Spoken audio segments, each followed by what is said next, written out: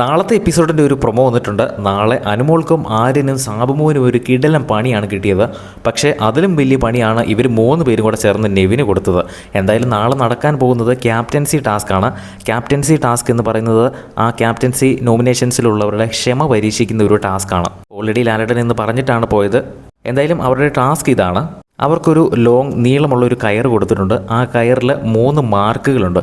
ആ മാർക്കിൽ 3 ക്യാപ്റ്റൻസി മത്സരാർത്ഥികളായ ആര്യനും സാബുമാനും അനുമോളും ഏത് സമയവും ഒരുമിച്ച് കയറിൽ പിടിച്ചുകൊണ്ട് നടക്കണം.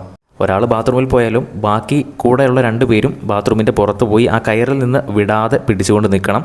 പാത്രം കഴുകാൻ പോയി കഴിഞ്ഞാൽ ഒരാൾ പാത്രം കഴുകുക, ബാക്കിയുള്ളവരും അടുത്ത് തന്നെ ആ കയറിൽ പിടിച്ചുകൊണ്ട് നിൽക്കണം.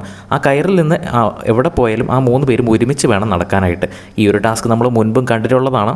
അപ്പോൾ ഏറ്റവും ലാസ്റ്റ് നെവിൻ പാത്രം കഴുകിക്കൊണ്ടിരിക്കുന്നതിൻ്റെ ഇടയിൽ ഒരു സൈഡിൽ അനുമോളും ഒരു സൈഡിൽ സാബുമാനും നിൽപ്പുണ്ട്. അപ്പോൾ അവരുടെ കയറ് നെവിൻ്റെ ഫ്രണ്ടിലൂടെ വട്ടം നെവിൻ്റെ വയറയിൽ ഇട്ടിരിക്കുകയാണ്. അത് നെവിനായിട്ട് തന്നെ കയറ്റിയിട്ടതാണ്. അത് അബദ്ധത്തിൽ